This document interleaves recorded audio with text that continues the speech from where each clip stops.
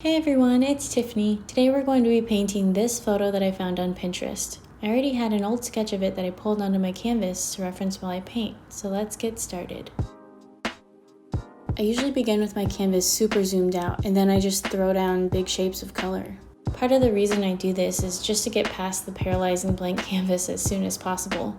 Plus, having the canvas this far out also gives me a good scope of how the elements are coming together, the colors, the mood, the proportions, without getting sucked into each individual pixel. And trust me, I know how tempting it is to zoom in and start rendering all of the details, but it's really important to lay down the foundations first. Otherwise, our details would just be floating with nothing to grab onto.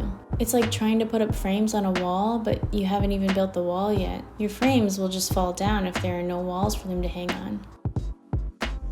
I'm using the lasso tool to create some hard edges to make the objects feel more solid and grounded.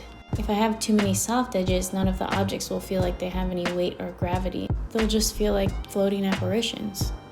I'm also using a textured brush that has slight hue variation to give the objects a little more character. The texture and lasso shapes might look a little chaotic and overly sharp at first, but we can always soften things to look more organic later. The good thing about throwing colors down too is that once you have a good color palette on your canvas, you can just start color picking from what's already there, which makes the painting process move a bit faster. I started to zoom in a tad here to start adding some detail, but I still kept my entire canvas in view. Seeing how the little brush strokes do or don't affect the rest of the piece keeps me from getting too granular. I also moved my sketch layer up, set the blend mode to multiply, and lowered the opacity to give myself some guidelines as I fine-tuned the painting.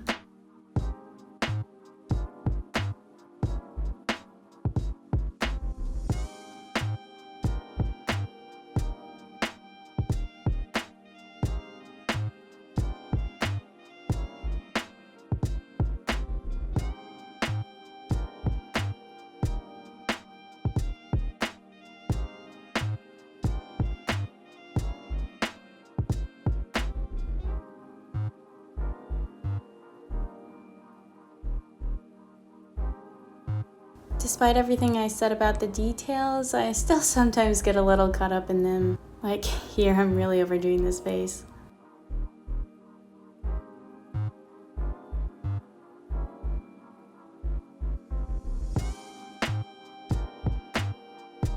There's a window peeking through the tree here, so I'm going to make an indication of it. Even though I'm not going to render it completely, I still want to make sure it's there. I'm also painting over the rough tree shapes I put down in the beginning to address the shadow that the tree is casting on the building. When it comes to the order of painting objects, I tend to start with the stuff furthest in the back, especially if some of the background objects have an obstructed view. I want to make sure that I'm putting down solid structures so there's no disconnect between the parts of the object that do show through. It helps make the scene feel solid, and it gives me some perspective and landmarks for where to place the foreground objects. Plus, I think it's easier than trying to paint the background between and around the foreground objects.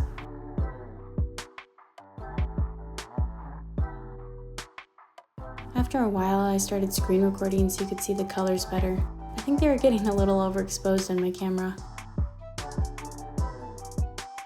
Okay, so I got a little ahead of myself here because I couldn't resist doing a quick test of all the scattered sunlight coming through the tree, but we will come back and fix it up later.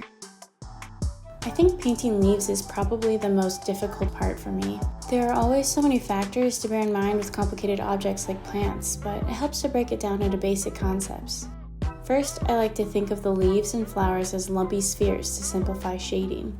Then I consider how the twists and varying shapes of the leaves might cause gaps and inconsistencies in those spheres when they interact with different light sources. I also use the lasso tool to avoid repetition and to give the leaves some variety. In real life, no leaf is the exact same shape or size as another, so your painting should reflect that. To give the tree some depth, I used sharp and soft edges that indicate some leaves are in front of others. The leaves in the foreground have sharper edges than the ones in the back since they're closer to the viewer.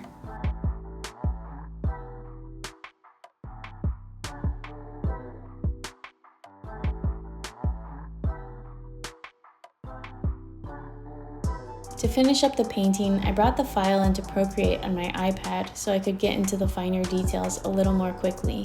Procreate's tools take up less screen space than Photoshop's, so I have a bit more room to focus on the painting.